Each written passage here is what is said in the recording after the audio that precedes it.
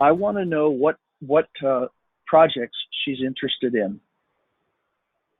Projects are, in this case, a project is a listing. So every time I get a listing, or every time I'm working on a specific deal, I create a project and I give the project the name of the deal. If I'm in tenant rep, my project would be the name of the tenant. I'm trying to find a tenant, a space, and my leads would be the spaces that I'm trying to show them.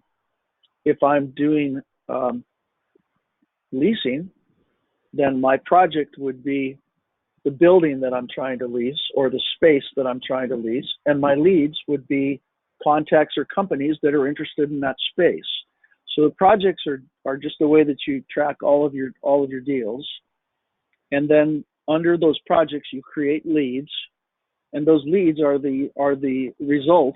If you get a closure, that'll be the result. Will be one of your leads, and that's how you'll close escrow. My goal then was to make it really quick for me to add someone to a listing as a lead.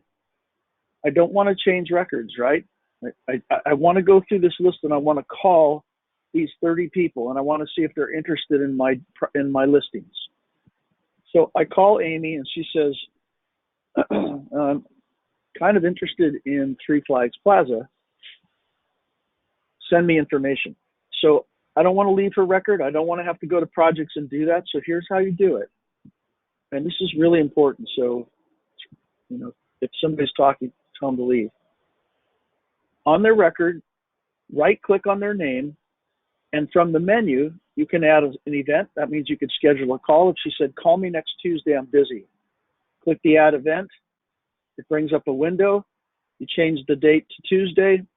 You say call her and you save it, and that just goes on your calendar and you're on to the next person. Set it. The beauty of it is I did not have to move off the screen. And I don't want to be distracted. I don't want to move. I just want to do my little thing and keep going. In this case, she says, I'm interested in Three Flags Plaza. I want to add her to a project. When I click add to project, it comes up and it says, okay, what project do you want to add her to? Now, I can search for projects if I want, hitting this button and say select a project, and then I can type in the project name and it'll list them all. But you don't have to do that because that's another step. I don't want to go to dialogues. So I know my projects, I know my listings. She's interested in Genesee Apartments, so I'm just going to start typing it in there, and it automatically finds it for me. And I say, well, if you're interested in that, what about Balboa? Yeah, that sounds good too. Okay, let me send you that. Okay, what about King's Jewelry? Yep. So you see how quickly I was able to put her into 3 of my listings. And what will happen here is it will create 3 separate lead records. One of the lead records will go to King's Jewelry, one to Genesee, one to Balboa. So when I do my marketing report, she comes out as a lead to each of my 3 owners, but those 3 owners don't see that she's in the other 3 listings. They just see which ones that she's in their listing.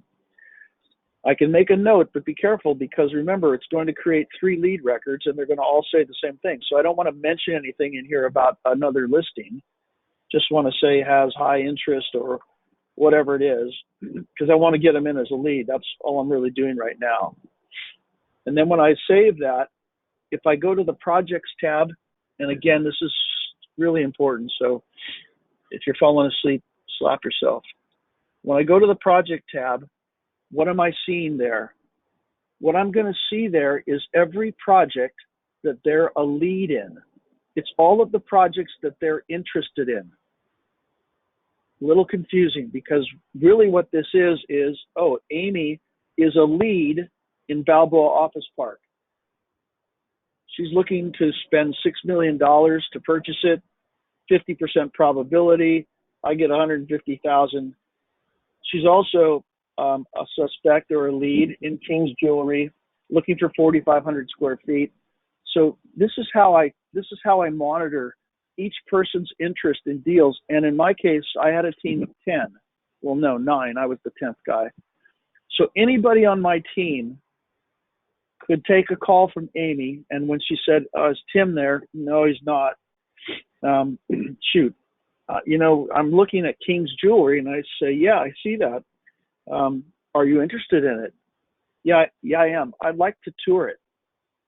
Now, this is one of my helpers or my partners or somebody on my team that's taking this call. They can just click here and change this to tour. And that goes out in the calendar.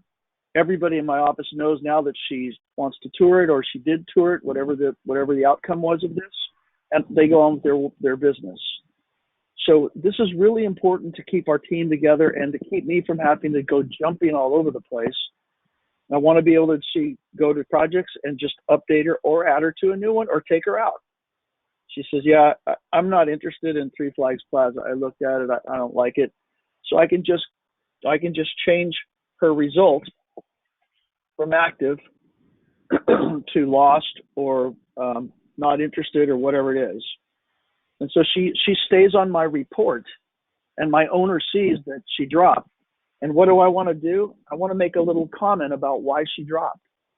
So when I click on the comment field, the notes, it brings up a full window now. And in that window, you can timestamp it, you can do fonts, you can whatever you want. It's a full window that makes it so easy for you to add notes in here. And this will show up on my marketing report. Dropped because it was too expensive, which you may not think is important. But I'll tell you, the marketing report is just as useful to try and get your owner to be realistic as it is to show them who wants to buy or lease or whatever it is, the deal you're working on.